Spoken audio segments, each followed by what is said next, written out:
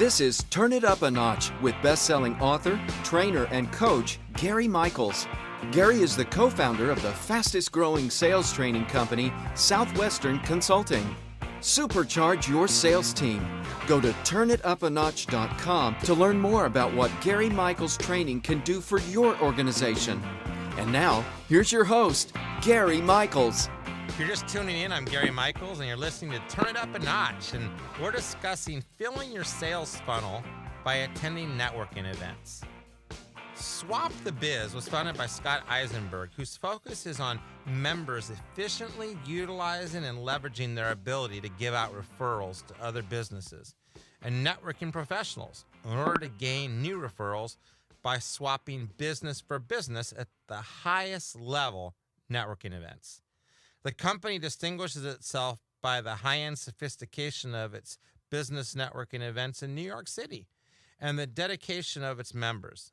The business networking events are unique, they're social, they're varied. From what I hear, they're a lot of fun, and they include free products from sponsors as well as free sales training from its speakers.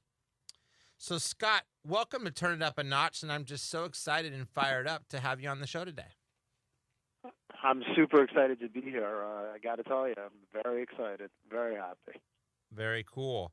Let's dig right in because our listeners are all around the country and from all different industries, many that are actually in sales themselves, some that are looking to join sales, a lot of sales leadership type people from managers that are just getting into management, all the C-level execs tune into our show, and they're just it's just a platform for people in the sales world to get content. And when we listed that we were going to have you as a guest, there's been some big excitement. So with the popularity of connecting with people through social media, is networking in person considered old-fashioned? Does it still work? Is it better than social media? Can you give us a little bit of your thoughts on that? You know, it's an interesting question. What I'd say to that is some people may consider it old-fashioned, but I think those people would be entirely wrong. I think now more than ever, the face-to-face and the in-person is just so vital. I mean, we're all so connected in so many different ways. And that's, what we try to focus on, and that's kind of our mantra here is the relationship development aspect. And you can only get that by starting that in person. You can, listen, you and I can connect online. We can use, some of the systems that are out there, LinkedIn, but that's just a starting point. If you and I don't meet face-to-face, if we don't find a social connection, a commonality between us, if it's just purely business, it's just not enough anymore. And even LinkedIn's realized that because if you look on the homepage, it shows who they're connected to, and it's trying to make it deeper than just a name. So obviously that's the key. So those who attend networking events are looking for clients and referrals. That's the way it is. And they sometimes may leave an event without ever achieving those goals. And there's so many tips and techniques and things to do. But what is the correct way to network to increase business these days? I think the best way and the correct way is to go to these events and not be looking for business. You don't go to the event and say, I'm going to come out with 10 clients out of this, or I need to collect 100 cards, because that's what everybody wants to do. Usually those business cards end up in a stack, in a pile on a desk, and you think you're going to follow up. And most people, you get too busy with your day-to-day. You need to attend these events and say, I want to just connect with a couple of people and develop a strong foundation, some sort of a bond. Talk about things that are social, where you guys really can find commonalities. Perhaps it's wine, maybe it's sports, maybe it's just that you're a family guy, or who knows what it might be. But if you get those connections going, if you build true friendships, that's going to lead to a great foundation to further your business opportunities with those people. And it's not about the direct also. A lot of salespeople, that's one of the biggest problems out there is that salespeople, they come to an event and they just want to sell. And that's the last thing you want to do. You don't want to sell. These aren't the people that are going to be your clients. They might, and that happens a lot at our events. But really, the real opportunity is not to sell to them, but to become friends with them and then they want to spend more time with you. They're inclined to think of you all the time, and then they want to help you, and they want to connect you with their clients and the people that they know, and that's your opportunities. Yeah, it's like the people you're meeting at these events are the spark plugs. They're the electricity. They're the, I like to say, the steam that makes it go, like the steam that makes a locomotive go. It's these connections that take you to the promised land. It's not the connections you make in the room that you're going to actually work with. Very true. Very true. Very true. I agree with you wholeheartedly. Let me Although ask- you can do business, and some of the business does happen because relationships and friendships develop as a natural outgrowth. But the real opportunity is who do these people know? Yeah. So I quite often in my courses that I teach talk about how to build rapport quickly. And one of the questions that we teach is to ask something as simple as, are you originally from this area? Because when you can ask a question like that, it is they're either going to say, yeah, I'm actually born and raised in this area. And then you could talk about several things about that area. Or no, I was actually born in New York City. Oh my gosh, a good friend of mine lives in New York City. Gosh, have you been to Yankee Stadium? There's always something you could think of. Could you share with us some good things to say when you're first meeting somebody at a networking event that comes across as pure and real and sincere and trustworthy? Yeah, no, I could absolutely do that. So we actually do a bunch of exercises at our events. Actually, we had one this morning where we really try, again, everything comes back to the social aspect. And so, questions related to current things that are going on. So when it was, freezing cold here in New York, a couple of months back, and the weather just wouldn't bend and it wouldn't turn, and, finally we had a hot day. So just to, talk about vacation, did you get away during this time? How have you been dealing with the weather? Did it affect you? Simple questions like that are always a great starting point. Asking, have you ever been to this organization when it's a networking event? What do you know about the host? Maybe you personally know them. Whatever you can bring to the table as a connector. Have you ever been to this location? We hosted a lot of alternative type of venues. So we don't host it here, just typical bar, restaurant, although we do some events at places like that. But we look for, we do rooftops and furniture showrooms. So have you ever been to the store? Wherever you can start taking the conversation away from a business focus, I think is the greatest opportunity. There's specific questions that I ask. I mean, I always want to just ask questions about the other person. It's learning about them. As long as you're not talking about yourself, you're doing the right thing. Sure. Okay. Have you heard the expression, Scott, people don't care how much you know until they know how much you care? I'm sure you've heard that.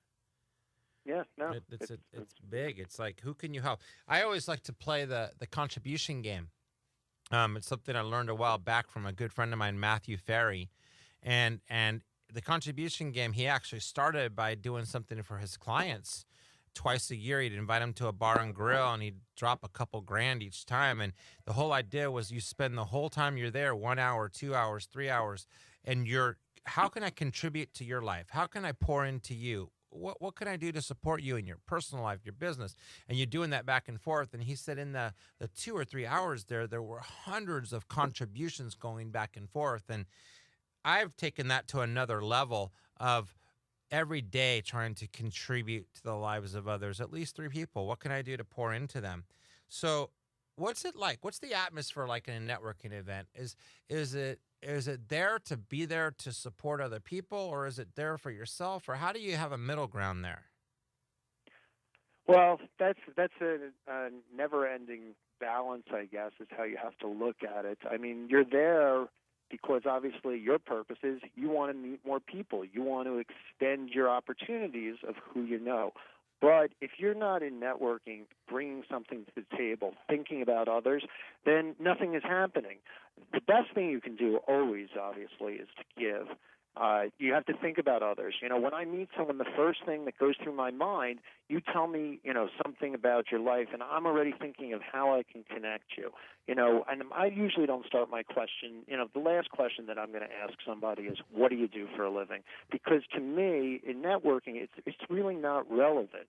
A lot of people say, well, that doesn't make any sense. What's relevant to me is knowing about you, the person, because that's where I can really drill down and connect.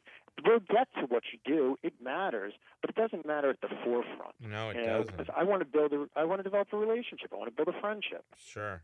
So those are lifelong. That's the better. The friendships are lifelong. That's what makes sense. Yeah. So people will do business or refer business with those that they like and trust, which is just like you're talking about, building a relationship. But it takes time to create those relationships. So is there a way to make networking more efficient so that you really are building relationships? There is a way to make it more efficient.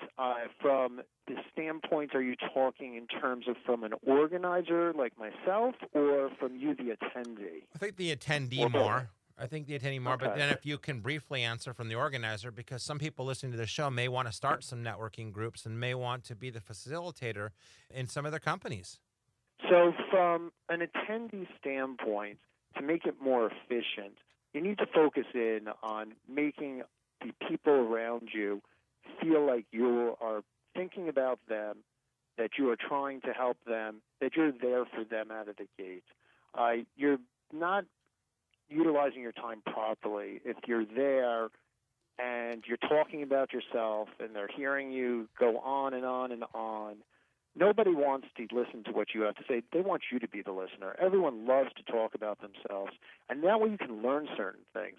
And a great way and a great thing that I always tell everybody to do is right after your conversation, write down a couple of things on the business card that you got from that person. 2 things, and this is the greatest thing that you can do, because now you have trigger points for a future follow-up phone call. Whether you follow up with this person the next day or even a month or 2 months later, you have something that will trigger in your mind the conversation, something that might be important. Maybe you write down that they have 2 kids, or maybe they just got married, they just came back from a vacation in Aruba, whatever that item might be. But here's what that's going to do for you. When you have that conversation with that person, they're going to say to themselves, and they don't know that you put this into your CRM system or you wrote it on your business card, they're going to say, this guy cared enough and he remembers about me, and that matters. And that is a whole different way to go about this. And that's meaningful. And I'm going to be engaged to have that conversation now with you. Otherwise, you're just another guy. Who knows? I met at the event, a girl. It doesn't matter. It's just who knows? There's a million people that I've met at networking events. What do you do? I don't care. What I care about is the people, is the connection. You cared about me. Now I care about you. And now you helped me to remember the conversation, too, on the other side of it. So it's all about being present. And when you're present, it's one of the most valuable assets that you can have. And one thing that I've always said is that, God gave us 2 ears and 1 mouth for a reason, because we should listen twice as much as we talk. So I'm consciously, when I'm having a conversation with somebody in networking situations, trying to listen twice as much as I'm talking, which is going to cause you to be the person that asks the questions. And when you ask questions, you can lead people down the path of where you want to go. So let me just ask you one more question here, and then we'll move to break. You're listening to Gary Michels on Turn It Up a Notch, and we're talking with Scott Eisenberg today. And Scott, I'm a person going to a networking event, and I'm kind of shy. My self-esteem isn't real strong, and I've kind of been nudged to go out there and get out there in the field and go meet people. And I'm going to an event I'm not real comfortable. Do you have any suggestions for those people about how they can get loose very quickly? Yeah, there's a couple of things that they could do. I mean, things that they can do in advance if it's possible, if there's advanced information as to who's going, probably looking into those people, finding some commonalities with them perhaps so they know what to approach them with. Maybe there's a theme to the night of the event. If nothing like that exists, though, and you're just going to a basic, networking event arena, you might want to go and just go up to a person and, ask them the simplest question. So how'd you find out about this event? That's a simple enter into a conversation question. Another opportunity is maybe there was something interesting. Did you see that woman with that dress over there? Or something that's funny. Humor is always the best opportunity, and anytime you can enter humor into the conversation, it's always a great lead into a conversation. Those are basically the most simple ideas that I could give someone to start off with. I fully agree with you in that humor, it's actually said in teaching people how to present and have conversation, every 7 to 10 minutes of a conversation, if you can add in some sort of humor, something that's going to make them laugh a little bit, make them feel comfortable, because when people are laughing and chuckling, it doesn't have to be rolling on the ground. They like you. So you're absolutely right, and thank you for that advice. I'm Gary Michels, and you're listening to Turn It Up a Notch. It's time for us to take a short break. So what's the best networking group for you and your business? Find out after the break with my guest, Scott Eisenberg, founder of business networking company Swap the Biz. We'll be right back. This is Turn It Up a Notch with best-selling author, trainer, and coach Gary Michels.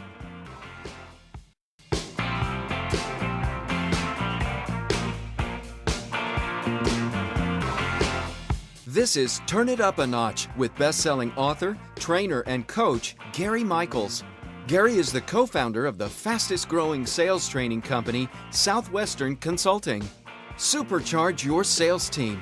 Go to turnitanotch.com to learn more about what Gary Michels training can do for your organization. I'm Gary Michels. You're listening to Turn It Up a Notch, and we're discussing filling your sales funnel by attending networking events with my guest, Scott Eisenberg, founder of Swap the Biz. So let's get right back into the questions. Gosh, we need a 6-hour show to actually. You have so much good information here. This is good stuff. I mean, I literally go to events myself when I can, and just I've been taking notes feverishly here. Just what you're saying. So there's the shy people at these networking events, and then there's the person that knows everybody. that you're told, you just got to meet this guy or this gal. Do you believe that people who have a lot of connections have a responsibility to reach out to their networks? What are your thoughts? Should they be proactive and say, I got someone that you should talk to? Or should they be more passive and kind of wait till they meet you? If you have a lot of connections, I mean, it makes sense. You want to leverage that, of course. That's the capital that we all possess. And even if you don't have a lot of connections, some people don't even realize it. Everybody has some level of business that they deliver outward out of their business. We all, on a day-to-day basis, utilize other professionals. And if you can take that and capture it and use that to benefit others, well, it's all going to come back to you anyway. So you want to try and dole it out. But certainly, if you're the well-connected person in the room, then you want to reach out to these other people. And you almost have an obligation in the networking world to put that out there because you already are so well connected, and that's why you get it back, is because you put yourself out there, because you're trying to help people connect. When you first meet someone, that's what you want to do. You want to think of how you can help them in general. Who can I put you in touch with? How can I connect this person? Because that's what goes around in the room, and that's why networking works, because everyone's thinking that way. And unfortunately, if you're not thinking that way, then that's where it fails. Okay. Well, one complaint I've heard from people who network is the event's just too noisy. It's so hard to have a conversation. Or decision makers don't attend networking events. What are your networking events like? And I'm sure you have a diverse round of things that you do, if you're anything like some of the other major markets in our country. But tell us a little bit about the type of events you put on and who typically attends.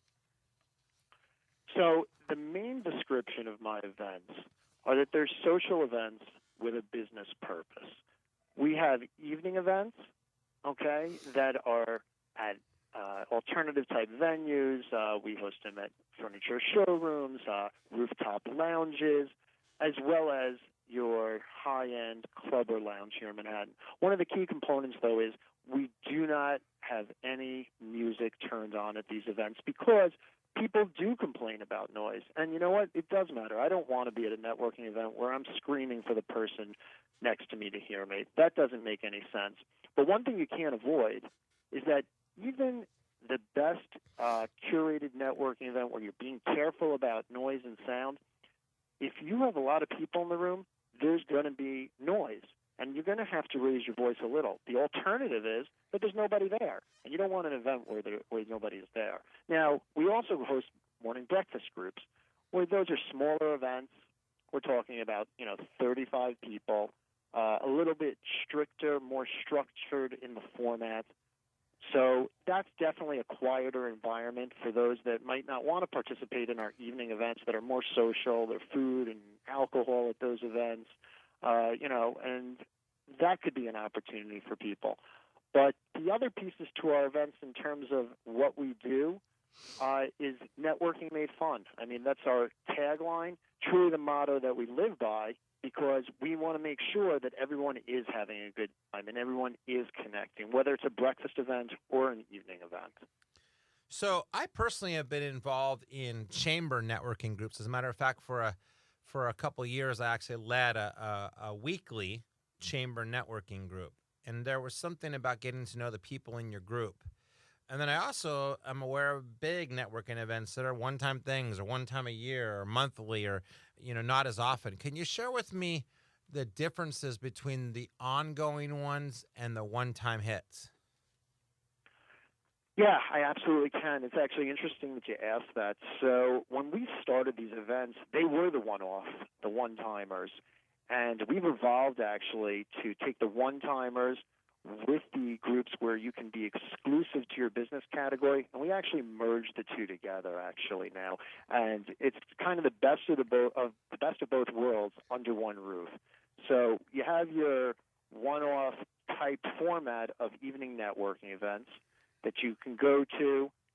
There's a lot of transient people, and then we have our consistent members that come to those events. And what we've done is we've carved out an early start part to those events, which is our VIP segment. That's only available for our VIP and our concierge breakfast members to attend.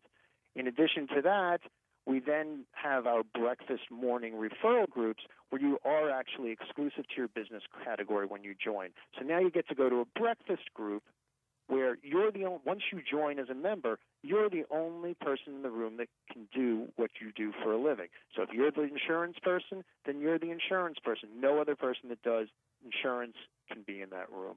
And what that does is it creates an exclusive referral group so that people, when they come to it, the idea is to keep that business in the room for you. If you're the real estate attorney, then we're sending the real estate business to you. If you're the guy that owns the video production company, then we're sending that business to you. So it gives you an exclusive spot where business is focused on coming to you, and you're focusing on bringing business to the other business owners and professionals in the room. However, you also have access to these evening events where you have a lot of new people, newcomers that come, the people that might be joining our group, the people that can't make it as often. So you get the option of lots and lots of new people, but then you have your regular consistent group that you can come home to. And the great thing also about those evening events, by having that VIP segment, you get to mix with our other breakfast groups. So where we have one breakfast group that you're in, we have multiples of those groups. So it really gives you a lot of touches. But in general, I would say that it's great to go to either. You should be parts of lots of things if you can, because it's always great to meet new people. I don't think it's ever a bad thing to meet more and more people. Just certain organizations and the way people go about it are different and better. And hopefully, after people learn about what we do, they think we're better. Our results have so far seemed to have made that true. So how did you get started in Swap the Biz, and what did you do before this? So that's a little bit longer of a story. I was involved many years back. I don't want to tell you how many years, but I was involved in nightlife in New York City, in the Hamptons, pure nightlife, like parties at clubs and lounges as a party promoter. And I was very successful with that. I stopped doing that, which, might not have been the right decision, but I did. And I started practicing law. I've had a law practice for the last 10 years. And a couple of years ago, I said, you know what, I really need to get back to what I used to do. And, I'd searched around, how can I do this and not give up my weekends? And I went out to a couple of networking events, and I said, oh, my God, light bulb went off. This is the opportunity. I can do what they're doing here. I can do it so much better. I can take the social world, merge it with the business world, and it's a win. And I don't have to give up my weekends on top of it all because, business happens during the week. And so it gave me family time, and on top of everything else, it's rewarding. Every time someone does a deal, I feel good. I'm happy. It's the greatest environment to be around. People getting more successful you just can't ask for something better than that. So people come, they join my organization, they make more money. I mean, you don't have unhappy customers. It's a great situation to be in. So I'm thrilled with it, and it's a lot of fun. So I'm familiar with the chamber networking groups and BNI and LaTip and a few others. What makes you guys different and separates you out from the pack? I think there's a few things that make us different. Starting off is really our focus on the social piece. You know, we're all about relationship development first, building friendships, building a strong foundation. A lot of these other organizations kind of fit you into a business category, especially these one-person per category business groups. They want you to first just fit into the category, and then hopefully a relationship develops. They want you to go based upon the business first. We think about the people in a lot of ways. You know, we curate all of our attendees. Everyone is on, invite-only situation. We're not just throwing it out there and saying, come on down. We're thinking about all of our attendees in terms of, who they are, and how they fit into this. Our events are really often described, as warm and inviting. The people even sometimes talk about like there's a certain energy in the room, and I'm not the kind of guy that ever thought like, oh, there's an energy, but there really is. There's a different feel to our events. There's a different vibe, and I think what you put out there, you get back, and you attract similarly situated people, and so I think we brought on board a lot of great people, and I think we function with a great environment to let them do better. And because they're having a great time, because we think about the special aspects, so we're not your basic networking event. We do a red carpet at every one of our events. We have a step and repeat banner. We give out gift bags at all of our events. We do raffle giveaways. We have a sponsor that gives away a trip to Cancun. We're always thinking of something different. We have food included in all of our events. I mean, we're always doing something different, something new. We have tons and tons of content. We have great speakers. We have participatory exercises, but we bring everything back to the social aspect. I'll give you one great example. Everybody, kept on asking me to do a speed networking event. As I've told you, I'm all about the social aspect of this. I'm all about relationship development. So I was so against it because the idea of, 30-second, 1-minute, 2-minute rounds where people are just banging away, grabbing business cards, not getting to know each other in any sort of manner, I said, I don't want that. That's not what Swap the Biz is. Swap the Biz is social events with a business purpose. It's a good time. It's relationship development. So I said, what can I do here? So I came up with the idea. I said, I'm going to do social speed networking. So here's what we did. And it's been wildly successful. We've done it a number of times now, and we're going to continue to do it. And what we did is the same idea, speed networking, but it's got to be social, the conversation. That's the one rule. There is no talk of business during that conversation. You exchange business cards at the end of it because I still want you to connect. I want you to be able to get in touch, and I do want you to do business. The purpose here, I don't want you to misunderstand what I'm getting at. Everything here is for people to do business, build more relationships, but it's through the social channel first. It's all about forming relationships. We all do it in business. We do it in customer service. If you don't connect with your people, then you're not going anywhere with it. You're not taking it anywhere. And you'd be like, if it was a CEO or president and you're not that executive level status, and if you knew what they did for a living, you would be a little bit apprehensive in the questions you ask, and you would almost be guarded and not pulling out all of your arrows, or you'd be trying too hard because they're an executive and whatnot. When if you just get to know them as people, oh my gosh, so many doors open up. It's amazing, isn't it? It's just powerful. It is. It is so powerful. It really is. It's unbelievable. The things they talk about, the ways they connect. You're right. It's like going naked almost, truthfully, and it's great. It really is. Are you guys looking to take Swap the Biz out to California or any other states besides New York? Well, we're currently actually already in New York and New Jersey. We're going to be duplicating our efforts here significantly in the coming months because we've had a lot of recent interest and growth and a lot of success stories that have been happening. And the answer is actually we already have some people out there right now kind of just learning the framework of, and the lay of the land out there. I mean, I've been out there a bunch of times. But, the answer is definitely yes. We hope to be out there within the next 6 months to a year. Sweet. And then, so people listening to this show are actually from New York, New Jersey, or other parts where they visit there. How can they get in touch with you and find out more about your company if they want to get involved? One last thing I just wanted to offer out to all of your listeners out there of Turn It Up a Notch. Thank you, first of all, and since you are such a high-quality audience, I'd love to put an offer out there. As soon as we're out there in San Francisco and launch our first group, anybody that reaches out to me in the interim between now and then and just mentions Turn It Up a Notch, we would certainly love to offer all of you complimentary admission to the first event that we host out there. You can reach me via our website at swapthebiz.com, SWAPTHEBIZ.com. You can email me at scott@swapthebiz.com. Or, you know what, for your listeners, I'm happy to give out my cell phone number even. You can call me direct, 917-306-6618. And if you have anything else you'd like to talk to me about, or if there's any way I can help you guys, I'd love to hear about it. So please feel free to connect. Perfect. Well, Scott, thank you for spending time with us today. Coming up in 2 minutes, my formula for being charismatic. I'm Gary Michels. You're listening to Turn It Up a Notch. We'll be right back. This is Turn It Up a Notch with best-selling author, trainer, and coach Gary Michels. Gary is the co-founder of the fastest-growing sales training company, Southwestern Consulting. Supercharge your sales team. Go to turnitapanotch.com to learn more about what Gary Michels training can do for your organization.